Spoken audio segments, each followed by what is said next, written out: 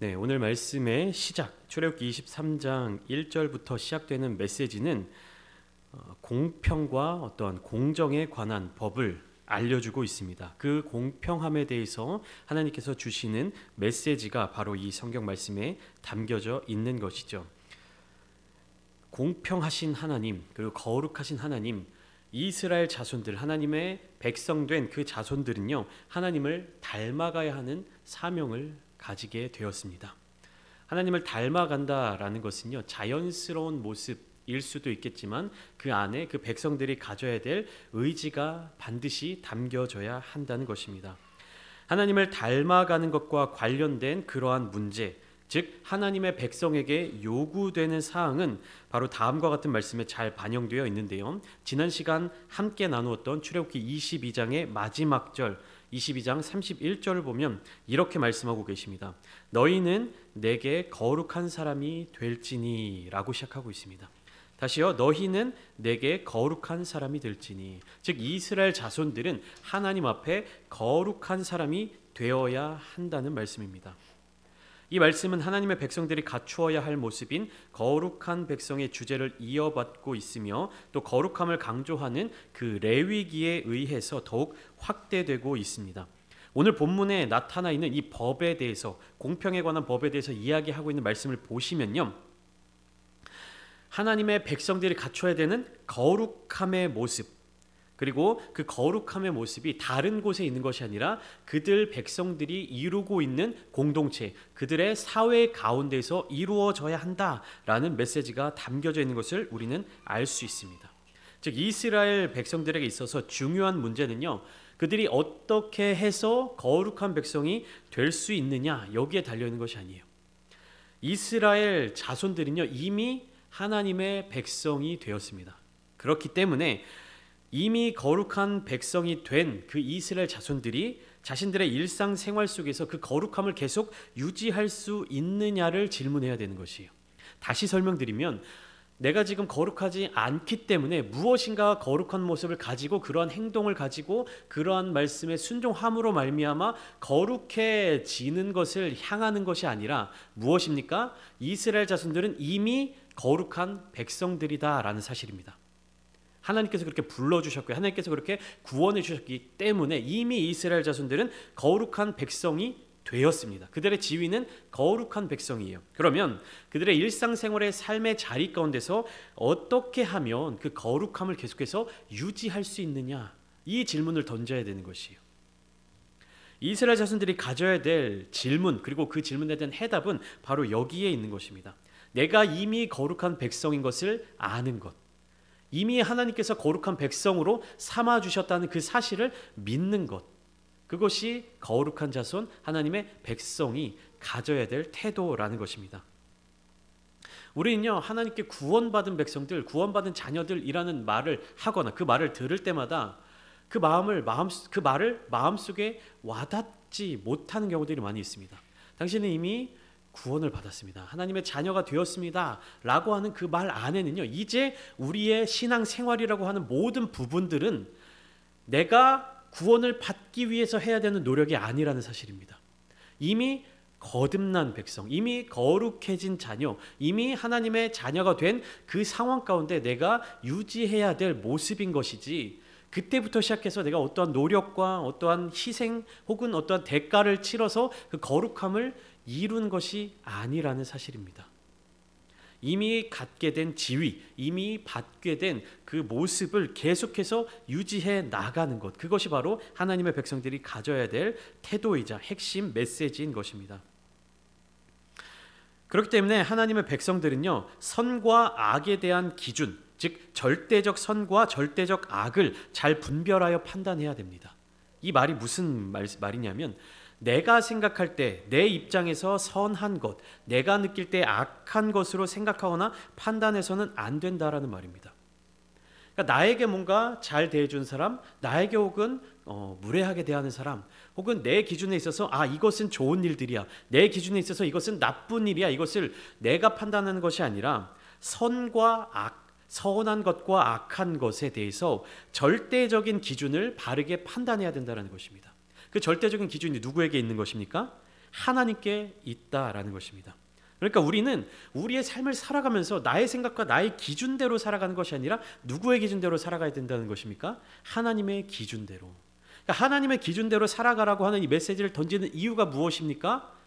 절대적인 선과 악을 우리가 깨닫고 그 기준대로 살아가야 하는 존재이기 때문에 그러니까 우리의 생각을 바꾸어야 되는 것이에요. 내가 무슨 일을 해야 구원을 얻을 수 있을까? 내가 무슨 일을 해야 하나님의 자녀가 될 수 있을까? 여기에 집중하는 것이 아니라 이미 우리는 구원받은 백성들, 구원받은 자녀들입니다. 그러면 그 구원받은 상태를 어떻게 하면 계속해서 유지해 나갈 수 있을까? 라는 것을 우리는 마음속으로 계속해서 묵상해야 한다는 것입니다. 그렇기 때문에 우리는 하나님의 거룩하심을 닮아서 거룩한 백성이 되어야만 하는 것이고 철저하게 하나님의 기준으로 행해야 한다라는 것입니다. 이런 면에 있어서 출애굽기 23장 1절부터 3절 그리고 6절부터 8절까지 기록되어 있는 이 송사를 할 때, 즉 재판을 할 때에 공평해야 함을 명령하시는 하나님의 말씀에 귀를 기울여야 한다는 사실입니다. 하나님은 공평하신 분이십니다. 그리고 하나님은 연약한 자의 보호자가 되어주시는 분이십니다. 그리고 연약한 자들의 부르짖음에 반드시 응답하시는 분이십니다. 그런데 여기서 중요한 사실이 있습니다. 그것은 무엇이냐면요, 연약한 자의 부르짖음에 응답하신다라고 해서요, 연약한 자들의 무조건적인 편, 그들의 무조건적인 손을 들어주시는 분이 아니라는 사실입니다. 잘 보시면 하나님께서는 이 재판에 관한 권한을요, 그의 백성의 지도자들에게 위임을 하셨습니다. 출애굽기 18장에서 모세가 어떠한 모습을 가지고 있냐면 아침부터 저녁까지 자기를 찾아오는 백성들을 재판해 주는 장면이 나옵니다. 이 백성들이 하나님께 옳고 그름에 대해서 묻기 위하여서 나에게 찾아옵니다라고 모세가 그의 장인 이드로에게 말하고 있는 내용이 바로 출애굽기 18장에 등장하고 있습니다. 이드로가 그 모습을 보면서 모세라는 이 백성의 지도자가 하루 종일 그 백성의 송사, 재판을 담당하기 위해서 거기에 머물러 있는 것이 옳지 못하게 보였기 때문에 그들을 대표하는 이스라엘 백성들을 대표하는 각 민족의 지도자들 1000부장, 100부장, 50부장, 10부장을 세워서 그들로 하여금 백성들을 재판하도록 조언을 했습니다. 그런데 그 세워질 지도자들이 반드시 갖추어야 할 자격 요건이 있었습니다. 그것은 무엇이냐면 세 가지로 나타나 있는데요. 첫 번째, 하나님을 두려워해야 됩니다. 그리고 두 번째는 진실한 사람들이어야 됩니다. 그리고 세 번째, 불의한 이익을 미워하는 자여야 했습니다. 우리 출애굽기 18장 20절부터 22절 말씀이죠. 우리 함께 찾아보면 좋겠습니다. 성경 말씀을 좀 찾아주시고요. 출애굽기 18장 20절부터 22절까지의 말씀입니다. 출애굽기 18장 20절부터 22절 말씀 우리 한 목소리로 함께 읽어보겠습니다. 시작. 그들에게 율례와 법도를 가르쳐서 마땅히 갈 길과 할 일을 그들에게 보이고 너는 또 온 백성 가운데서 능력 있는 사람들 곧 하나님을 두려워하며 진실하며 불의한 이익을 미워하는 자를 살펴서 백성 위에 세워 1000부장과 100부장과 50부장과 10부장을 삼아 그들이 때를 따라 백성을 재판하게 하라. 큰 일은 모두 내게 가져갈 것이요 작은 일은 모두 그들이 스스로 재판할 것이니 그리하면 그들이 너와 함께 담당할 것인즉 일이 내게 쉬우리라. 이렇게 모세의 장인 이드로가 모세에게 조언해 주는 모습을 담고 있습니다. 22절 처음에 뭐라고 기록되어 있죠? 그들이 때를 따라 백성을 재판하게 하라. 그 이전에는 누가 재판을 했습니까? 백성들을? 모세 혼자 재판을 했어요. 근데 왜 모세가 이스라엘 백성들을 재판하고 있었느냐라는 사실을 출애굽기 18장 15절 말씀을 통해서 우리는 유추할 수 있습니다. 모세가 그의 장인에게 대답하되 백성이 하나님께 물으려고 내게로 옴이라. 모세가 이렇게 대답해요. 그러니까 재판을 한다. 이스라엘 자손들에게 있어서 재판을 한다는 것은 결국 누구의 뜻을 물으러 온다는 겁니까? 하나님의 뜻이 무엇인지를 물으러 오는 거예요. 백성들 사이에 옳고 그름에 대해서 막 논쟁을 합니다. 내가 맞아. 넌 틀렸어. 아니야, 내가 옳아. 넌 틀렸어. 이것을 백성들 스스로 막 다툼이 생기니까 그것에 대해서 옳고 그름을 판단하는 그 기준을 누구에게 여쭈러 나오는 겁니까? 모세를 찾아오지만 그 기준을 누구에게 듣고자 하는 겁니까? 하나님의 뜻, 하나님의 기준, 하나님께 물으려고 모세를 찾아온 것입니다. 그렇기 때문에 천부장과 백부장과 오십부장과 십부장을 세워서 백성들을 재판하게 할 때에 그 사람들의 기준이 결국 누구의 기준을 가지고 있어야 된다는 겁니까? 하나님의 기준을 가지고 있어야 한다라는 사실입니다. 나의 기준, 그 천부장들의 기준, 백부장들의 생각, 오십부장들의 판단대로 백성들을 재판하는 것이 아니라 단 한 가지 기준, 하나님의 뜻대로, 하나님의 기준대로 재판을 해야 된다라는 사실이 이스라엘 자손들에게 명령으로 주어지고 있는 것입니다. 오늘 본문 1절부터 3절까지 말씀을 보시면요, 이스라엘 자손들에게 있어서 재판은 하나님의 권위를 위임받아 하는 행위인데 재판의 그 고귀함에 관하여서 5가지 사항으로 이야기를 하고 있습니다. 5가지의 어떤 권면이 기록되어 있어요. 재판하는 자들에 대해서 첫 번째 어떤 권면을 하고 있냐면 거짓된 풍설을 퍼뜨리지 말아라. 1절에 전반부에 보시면 너는 거짓된 풍설을 퍼뜨리지 말아라 라고 되어 있습니다. 여기에서 명령을 듣는 사람들은요, 3가지 사람 모두를 이야기합니다. 첫 번째는 소송을 건 자, 그리고 거기에 재판장에 나와서 증언을 하는 증인, 그리고 세 번째는 그 재판을 진행하는 재판장. 이 모든 사람들이 다 거짓된 풍설을 퍼뜨리지 말아야 한다라는 것입니다.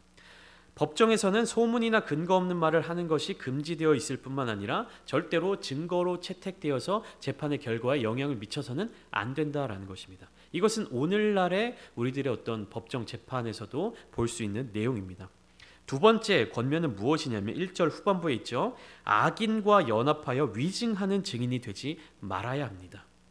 여기에서 말하는 악인은 뭐냐면 우리가 흔히 생각하는 행실이 악한 사람, 행실이 못된 사람, 뭐 그런 의미가 아니라 법적인 용어로서 이미 유죄 판결을 받은 사람을 뜻합니다.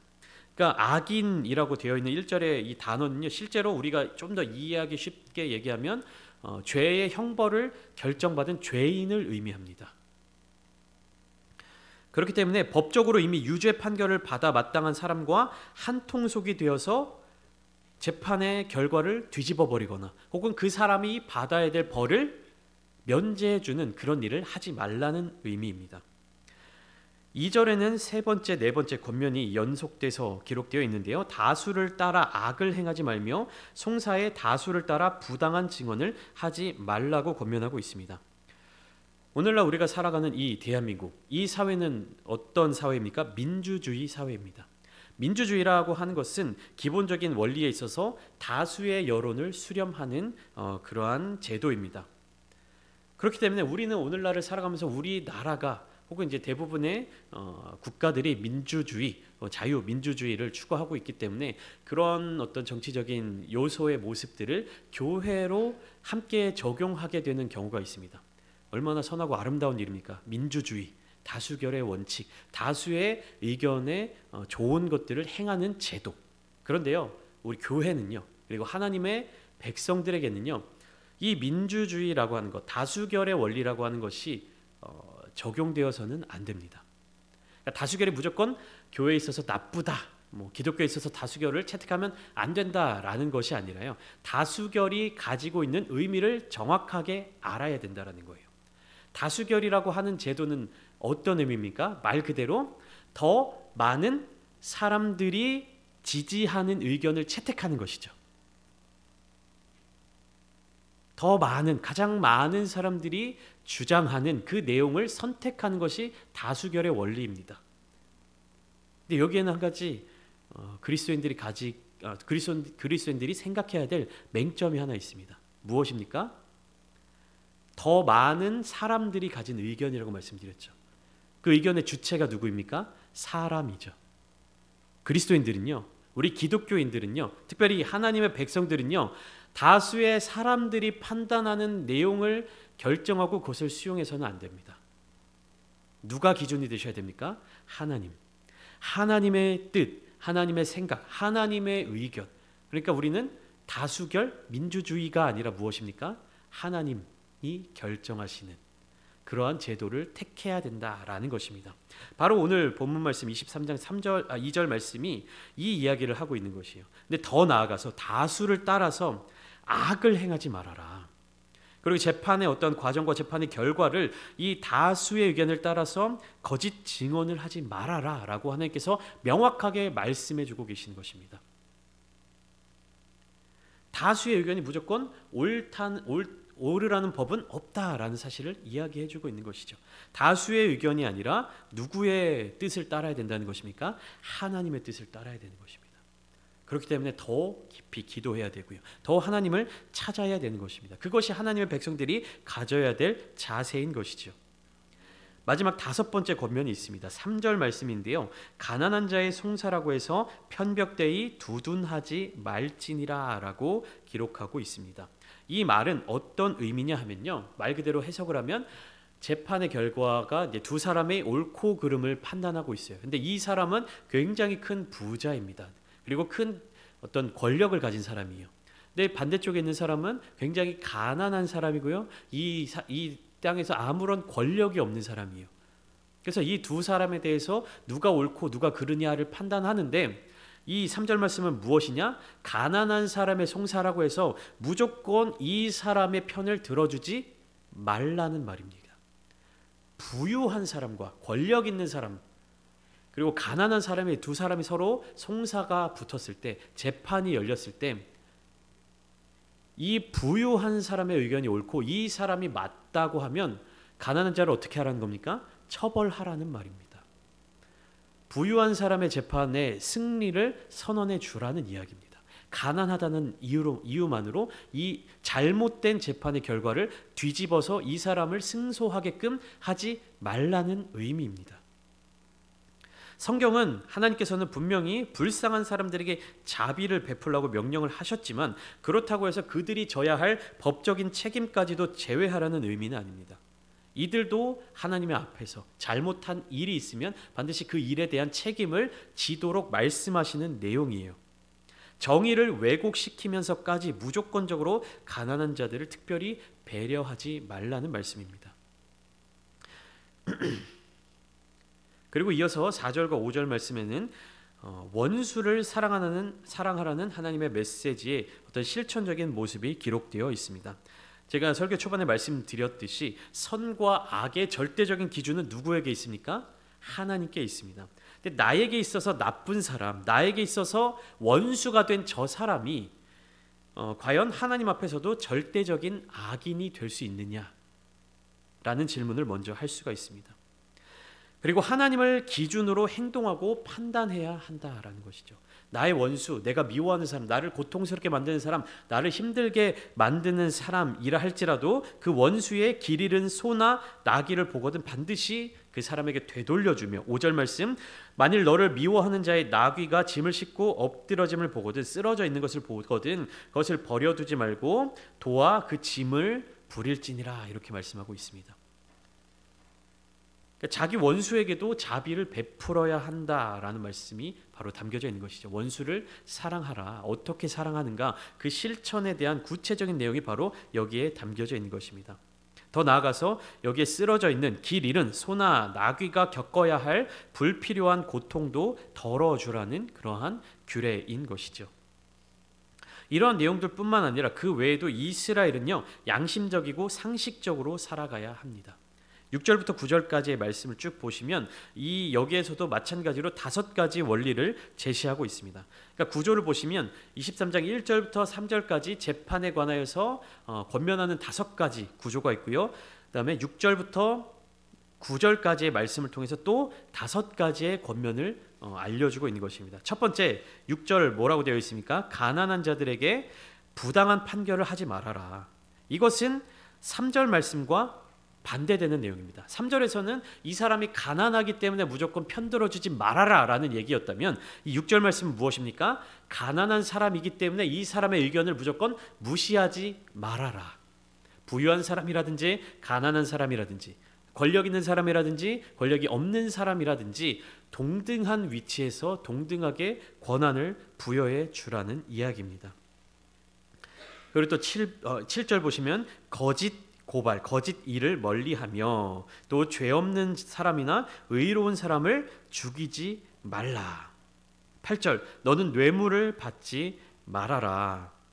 그리고 9절 이스라엘에 살러온 이방 나그네를 압제하지 말아라. 이렇게 하나님 말씀을 이어서 주고 계십니다. 이와 같은 모든 권면들은요, 결코 새로운 내용들이 아닙니다. 지금까지 하나님께서 부여해 주신 명령들, 하나님께서 알려주신 그러한 규례들을 통합하여 정리하여 적용한 사례들입니다. 지금 출애굽기 20장부터 시작해서 23장까지 지금 계속 나누고 있는데요. 10계명의 말씀으로부터 시작해서 10가지 계명으로 끝나는 것이 아니라 그것이 구체적으로 이스라엘 사람들의 삶의 모습 가운데 어떻게 적용될 수 있는지, 어떻게 구체적인 사례로 이렇게 법을 적용할 수 있는지 그 부분을 계속해서 이야기해주고 있습니다. 그런데 이 모든 것들이 다 새로운 이야기들이 아니에요. 이스라엘 백성들이 더 뭔가를 외워야 되는 이야기가 아닙니다. 바리새인들의 어떤 그런 전통을 보면요, 이 성경 속에, 구약 성경 속에 나타나 있는 모든 율법들을 다 정리해서 구체적으로 명시해 놓은 그런 기록들이 있다고 합니다. 거기에 율법의 항목들을 보니까 613가지 항목으로 정리가 된다라고 하는 것이에요. 그럼 어떻게 됩니까? 바리새인들의 기준에 있어서 내가 율법을 잘 지키는지 지키지 못하는지를 판단하기 위해서는 그 613가지의 모든 율법 조항들을 다 외우고 있어야 되는 것이죠. 내가 그 율법 조항들을 다 외우고 있어야 내가 그것을 지켰는지 안 지켰는지 알 수 있으니까. 근데 하나님의 뜻은요, 하나님이 그렇게 율법을 제시해 주신 이유는요, 그렇게 수많은 수백 가지 율법들을 다 기억하고 너희가 거기에 얽매여서 살아가라, 이런 의미로 주신 것이 아니에요. 오늘 말씀도 쭉 나눠보시면요, 제가 새로운 말씀을 드렸나요? 하나님께서 어떤 새로운 기준 혹은 새로운 율법적인 법적인 판단을 내릴 수 있는 그런 새로운 내용들을 제가 말씀드린 것 같습니까? 아니죠. 계속해서 매주 수요일마다 출애굽기를 나누면서 우리가 함께 배웠던 내용들이 포함되어 있는 것이죠. 이웃을 사랑하라, 하나님을 사랑하라, 이 모든 내용들로 귀결되는 것이에요. 그러니까 결국에 하나님이 주신 모든 율법의 내용들은요, 무엇으로 통합되는 것이냐면 이스라엘 자손들을 향해서 너희가 내 백성이 되면 너희가 내가 거룩함과 같이 너희도 거룩할지어다. 그러니까 거룩한 백성이 되어라. 이것이 첫 번째이고요. 거룩한 백성으로서 살아가게 되는 모든 기준들이 결국에는 하나로 귀결되는 것입니다. 그것이 신약 성경에 들어서 예수님께서 말씀해 주신 내용이죠. 무엇입니까? 첫째 되는 계명은 하나님을 사랑하라. 둘째 되는 계명은 이웃을 사랑하라. 오늘 나누었던 모든 내용도 다 이 두 가지 사랑의 계명에 다 귀결되는 것이에요. 재판장에서 이러이러한 판결을 내리는 것에 대해서 어떤 기준으로 따라야 되느냐? 하나님의 기준으로 따라야 된다. 즉 이것은 어떠한 법으로 연결되는 것입니까? 하나님을 사랑하고 하나님을 경외하는 것에 다 귀결되는 것입니다. 모든 재판의 중심에는 하나님이 계셔야 된다. 우리 이스라엘 백성들, 하나님의 자손이라고, 하나님의 백성이라고 하는 이스라엘 자손들에 있어서 옳고 그름의 기준은 누구에게 있다? 하나님께 있다. 두 번째, 이웃을, 가난한 자, 그리고 원수들, 그리고 너희 주변에 있는 모든 이웃들에 대한 이야기들은 다 무엇입니까? 내 이웃을 사랑하라 라는 그 메시지에 포함되어 있는 것입니다. 10계명도 마찬가지죠. 제1계명부터 제4계명까지는 무엇입니까? 하나님을 사랑해라. 5계명부터 10계명까지는요, 이웃을 사랑해라, 서로 사랑해라 라는 메시지인 것입니다. 10절 말씀부터 13절까지의 말씀은요, 안식년과 안식일에 관한 법입니다. 이것은 무슨 말이냐? 간단하게 얘기해서 반드시 너희는 쉼을 얻어야 한다라는 이야기입니다. 너희가 열심히 일하고 열심히 노동하고 열심히 살아가는 것도 중요하지만 너희에게 반드시 필요한 것이 있다. 그것이 무엇이냐? 쉼이 필요하다. 11절 말씀 보실까요? 일곱째에는 갈지 말고 묵혀두어서 내 백성의 가난한 자들이 먹게 하라. 그 남은 것은 들짐승이 먹으리라. 내 포도원과 감람원도 그리할지어다. 그러니까 6해 동안은 열심히 수확을 하되 일곱째 해에는 땅을 갈지 말고 묵혀두어라. 12절 말씀 보실까요? 너는 엿새 동안에 내 일을 하고 일곱째 날에는 쉬라. 내 소와 나귀가 쉴 것이며 내 여종의 자식과 나그네가 숨을 돌리리라. 하나님께서는 반드시 쉬라고 말씀하셨어요. 이 쉼은 어떠한 것을 의미합니까? 여기에 말씀하시는 하나님의 쉼은 무엇이냐면요, 하나님과 교제하는 시간이에요. 하나님과 함께하는 시간입니다. 하나님께서 천지 만물을 창조하실 때 6일 동안 창조하시고 제7째 되는 날에 안식하셨잖아요. 안식하라는 의미입니다. 안식은요, 내 몸이 편하고 내가 아무것도 하지 않고 내가 편안한 상태를 유지하는 것이 아니라 내가 하나님께 집중하는 시간을 의미하는 겁니다. 세상의 것에 집중하고 세상의 어떤 내가 먹고 사는 문제, 밭을 갈고 농사하는 문제, 파종하여 소산을 거두는 그러한 모든 것들을 다 내려놓고 누구에게 집중하는 날? 하나님께 집중하는 날, 하나님과 교제하는 날, 하나님의 음성을 듣고 하나님을 바라보는 그 날로, 그 날을 하나님께 드리라는 말씀인 것입니다. 출애굽기 23장 1절부터 13절까지 말씀을 통해서 하나님께서는 이스라엘 자손들을 향해서 어떠한 삶을 살아가라라고 분명하게 다시 한번 말씀해 주고 계십니다. 공평하신 하나님의 성품을 알려주셨고요. 그 하나님께서 이스라엘 자손들과 함께 하시겠다라고 손을 내밀고 계신 모습인 것입니다. 오늘날을 살아가는 우리들의 모습은 어떻습니까? 매일매일의 삶의 자리가 굉장히 분주하고 바쁘고 또 내가 해야 할 일들이 너무나도 많이 있는 현실인 것입니다. 과학이 발전하고 문명이 발전할수록 우리가 좀 더 편해지고 우리의 삶이 더 여유로워졌을 것 같은데 어떻습니까? 오히려 더 이전보다도 더 바쁘게 살아가야 되고 이전보다도 더 많은 일들을 해내야 했습니다. 이전보다도 더 삶이 편안해지고 더 좋은 도구들이 생겨나면 그만큼 일을 덜 할 수 있을 거라고 생각했는데 어떻습니까? 오히려 더 많이 일하게 되고 더 분주하게 되고 더 시간을 빼앗기게 되는 것입니다. 하나님은 그런 부분들을 경계하고 계세요. 너의 삶에 있어서 가장 중요한 것이 무엇이니? 너의 삶에 있어서 가장 필요한 것이 무엇이니? 라고 우리에게 질문을 하시는 것입니다. 하나님을 기억하십시오. 삶의 어떠한 순간 가운데서도 하나님을 기억하십시오. 그리고 반드시 삶의 일부분을 하나님께 드리셔야 합니다. 하나님을 바라보셔야 되고요. 하나님께서 주시는 그 말씀, 하나님께서 주시는 그 음성, 하나님께 주시는 그 마음을 받으셔야 합니다. 오늘 이 시간 함께 기도하실 때 그런 하나님을 진정으로 만나는 시간 되기를 소망합니다. 하나님을 구하고 하나님의 뜻을 구하며 나아갈 때 하나님께서 저와 여러분들을 만나 주실 줄 믿습니다. 그렇게 간구하며 나아가는 이 시간 가운데 하나님께서 역사해 주시도록 함께 기도하시며 그 기도에 응답받는 놀라운 시간 되시기를 주님의 이름으로 축원드립니다.